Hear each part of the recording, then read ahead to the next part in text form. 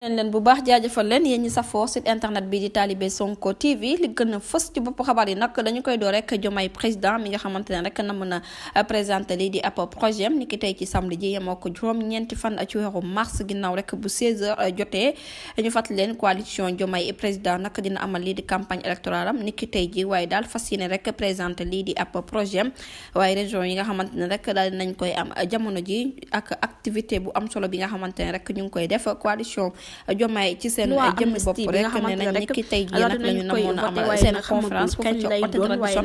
bu 17h jotee ne nag ñu ngi jaajëfal ñëpp ci compréhension bi yàkkamti nañ lool nag toog ak yéen ngir wax leen luy jëriñ Sénégal ba tey rek présidentielle 2024 ki di directeur Abdourahmane Diouf da dinay engagé wu bu baax pour jàppale coalition bi ñu duppee Diomaye président nee na nag politique moom mën nañoo xaar lu nekk kii di directeur Abdourahmane Diouf moom moo nekk njiital parti bi ñu duppee Awalé daal dinay engagé wu nag jàppale candidature kii di Bassirou Diomaye Faye waaye nag na ma amal boobulee campagne rek moom numéro 2 bu Pastef bi nag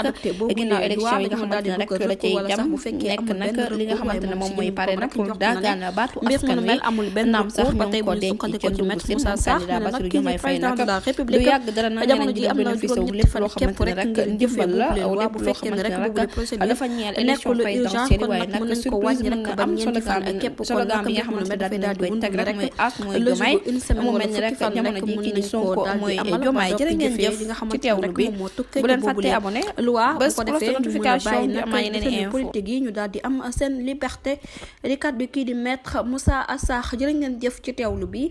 bu leen fàtte abonné bés cloche de notification ngir mën a amaat yeneen info. mbokk yi on s'est beaucoup battu pour un projet te projet boobu mooy sauver le Sénégal